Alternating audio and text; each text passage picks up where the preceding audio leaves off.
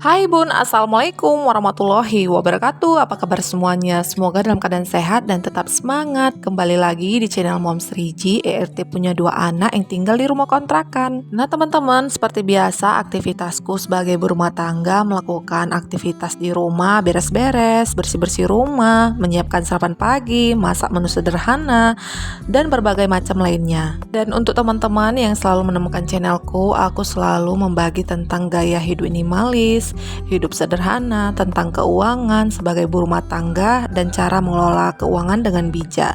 Dan untuk teman-teman yang udah menonton dan menemukan channelku ini, semoga ada sedikit manfaat yang bisa didapatkan tentang keuangan ibu rumah tangga. Adapun sambil menemani aktivitasku, di sini aku mau sharing tentang keuangan 5 kebiasaan yang bikin gak punya tabungan walau memiliki pendapatan yang besar. Meskipun memiliki pendapatan yang besar maupun pendapatan kecil atau yang pas-pasan, itu semua tergantung dengan ibu rumah tangga yang mengatur keuangan dengan bijak. Tidak sedikit orang yang akan berpikiran bahwa memiliki pendapatan yang besar otomatis berarti memiliki tabungan yang akan melimpah. Tetapi pada kenyataannya pendapatan besar tak akan selalu menjamin kestabilan ekonomi. Banyak orang yang berpendapatan besar namun nyatanya masih sering mengalami kesulitan finansial. Begitu juga ada beberapa kebiasaan yang dapat menguras pendapatan tanpa yang disadari. Karena itu kita sebaiknya menyadari kebiasaan tersebut yang harus perlu kita hindari. Untuk itu, kebiasaan pertama yang bikin gak punya tabungan walau pendapatan yang besar yang harus dihindari yaitu kebiasaan boros. Kebiasaan boros adalah menjadi salah satu penyebab utama nih seseorang tak mempunyai tabungan walaupun memiliki penghasilan besar. Pengeluaran yang tak terkontrol untuk hal-hal yang sebenarnya tak terlalu penting membuat semakin tidak memiliki peluang untuk menabung. Oleh karena itu, harus menghindari kebiasaan seperti belanja impulsif, makan di luar terlalu sering, atau membeli barang-barang mewah. Untuk mengatasinya, kita bisa membuat anggaran bulanan dan disiplin dalam menerapkannya. Pendapatan besar, pendapatan kecil pasti memiliki tujuan masing-masing, tujuan finansial yang harus dimiliki dengan yang dicapai untuk di masa depan. Entah itu untuk membeli rumah baru, menyekolahkan anak hingga ke jenjang pendidikan tertinggi, dan masih banyak lagi yang kita bisa jadi mimpikan di masa depan. Tujuan finansial ini tentunya hanya bisa dicapai dengan menyiapkan dananya kan. Makanya harus perlu untuk berinvestasi. Untuk memenuhi tujuan-tujuan finansial yang ini harus membutuhkan selalu pasangan yang bisa kita tempatkan khusus dana yang harus kita nantinya dialokasikan ke beragam bentuk instrumen investasi nantinya. Instrumen investasi itu bisa berupa emas atau deposito atau hingga saham. Dan sama halnya dengan alokasi dana untuk kebutuhan rutin yang bisa kita aplikasikan metode pengelola keuangan untuk menentukan nih seberapa besar dana untuk rekening tabungan tujuan finansial. Dan ada beberapa metode yang bisa kita pakai seperti metode 50%, 30%, 20% misalnya.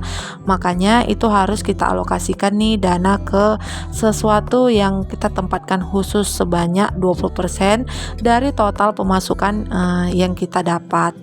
Dan sedikit informasi ya teman-teman, jadi aku bersama Pak suami sepakat untuk menginvestasikan dana kami ke emas dan aku memilih itu. Ternyata harga emas saat ini lagi naik daun. Jadi setahun sebelumnya aku nggak pernah nih ke toko emas, jadi udah tahu harganya sekarang itu berapa. Dan aku tambah semangat nih untuk menginvestasikan dana kami kepada memiliki emas. Ya mudah-mudahan itu selalu berkah dan selalu jadi yang bermanfaat pastinya. Oke teman-teman, tiba-tiba selesai menyetrika, aku udah di pantai dan ini pantai Pare-Parean untuk Porsea bersama keluarga, mertua, dan ini lagi pose untuk makan dan berwisata bersama keluarga itu sangat menyenangkan. Ini kami untuk menghemat biaya pastinya masak dari rumah ya teman-teman, masak sendiri seperti ayam goreng, ada telur gulai dan berbagai macam lainnya. Masih lanjut dengan membahas keuangan, 5 kebiasaan yang bikin gak punya tabungan walau pendapatan besar. Yang kedua yaitu terlalu royal ke semua orang. Menjadi orang yang royal kepada semua orang tidak selamanya baik. Ini dikarenakan nih kebiasaan tersebut malahan akan menjadi bumerang. Membantu teman atau keluarga memang hal yang baik, namun kita juga harus nih memastikan bahwa kita tak mengorbankan kestabilan finansial kita sendiri. Kita harus memahami dan mengerti batasan dan tetap bijaksana dalam memberikan bantuan finansial. Adapun perbedaan boros dan royal itu sama-sama sedikit perbedaannya ada. Boros itu merupakan suka yang membeli hal-hal yang tidak diperlukan atau dibutuhkan, sehingga hanya membuang-buang uang saja. Sedangkan royal merupakan suka berbagi nih kepada siapapun saja yang ada di sekitar. Namun mungkin berbaginya agak berlebihan, dan biasanya orang royal ini sangat banyak teman. Nah, kebiasaan ini bisa membuat kita pengeluaran lebih besar daripada pemasukan. Terlalu mudah mengeluarkan sejumlah uang tentu membuat anggaran keuangan jadi terganggu. Parahnya lagi, kebiasaan ini juga bisa membuat tabungan kita menipis dan kita memiliki tujuan untuk mempunyai utang. Dan utang itu kalau kita bentuk, jadi kita selalu memikirkan yang harus kita penuhi, yang harus kita lunaskan, dan itu harus dikejar dengan setiap bulannya. Boleh saja sih berhutang, tetapi kita melihat kondisi dan keadaan keuangan budgeting yang kita udah anggarkan. Dan kebiasaan yang harus dihindari yang ketiga yaitu utang dengan bunga besar. Mengambil utang dengan bunga besar menjadi salah satu kesalahan finansial yang kerap kali dilakukan oleh banyak orang. Utang kartu kredit, pinjaman online, atau pinjaman dengan bunga tinggi lainnya yang dapat menyebabkan terjebak dalam lingkaran keuangan. Bunga yang semakin hari semakin bertambah dapat menggerogoti nih pendapatan kita. Jadi akan membuat kita kesulitan dalam menabung. Sebaiknya sebisa mungkin untuk menghindari hutang dengan bunga besar dan mengusahakan untuk segera melunasi utang yang ada. Selanjutnya, yang keempat yaitu gaya hidup konsumtif. Gaya hidup konsumtif kerap kali ini menjadi godaan untuk yang mempunyai pemasukan yang besar. Membeli barang-barang bermerek, gadget keluaran terbaru, atau liburan mewah memang terasa menggiurkan. Namun, gaya hidup seperti ini dapat membuat kita tidak bisa menabung. Kita perlu memahami betapa pentingnya untuk membedakan antara keperluan dan keinginan, serta mengontrol diri dari godaan konsumtif. Kebiasaan ini cenderung akan membuat kita sulit memiliki tabungan walaupun pendapatan kita tergolong besar.